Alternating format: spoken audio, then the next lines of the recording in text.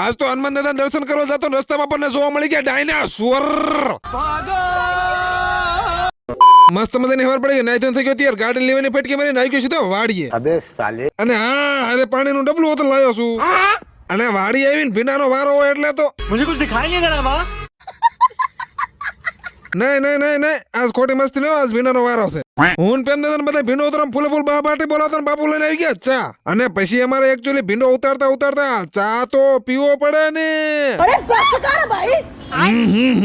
દોઢ વાગી ગયો ને અત્યારે માંડ કરીને ભીંડો ઉતારવાનું કામકાજ પીતું હોય. હવે ભીંડો ઉતારવાનું કામકાજ પીતી ગયું હવાનું સીધે જોઈને વાડી માં લે જેસીબી. એટલે મારે જેસીબી તો જોવા જવું પડે ને.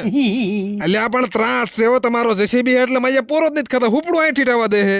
साले को बम से उड़ा दूंगा एक बार हाथ में आ जाए. પછી મને એમ થયું કે જુવાન હવાનો જેસીબી આકે ને એટલે ભૂખ્યો થયો છે. તે મેં કીધું લાય બોરા ખવડાવું પણ તમારા કાંઈ લખણ છે બોરા ખાવાના. मैं गाली नहीं दे सकता. હવે જેસીબી ધડવડું હાલ છે પણ મારું મોઢું તો એટલે પડી ગયું કે મારે આ શનિવારે હવારનો ભૂખ્યો છું. હવે મોટભાઈ ભીંડો હારો કરીને જબલા ભરવાનું કામકાજ પતાવી દીધું ને આપણે વજન ભૂખ્યા સીધું ઘરે આવીને પાછો એક ડાળે સાહેબ લીધો ને ઢીંગુબેન આવી ગયા મારા પાસે રમવા.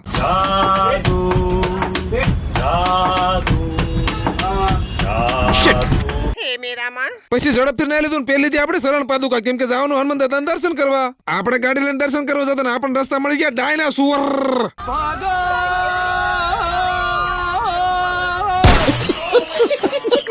આવી ગયા અમારા ગામના ગોમાના કાંઠાવાળા હનુમાન દાદાના દર્શન કરવાનું કરી લીધા દર્શન.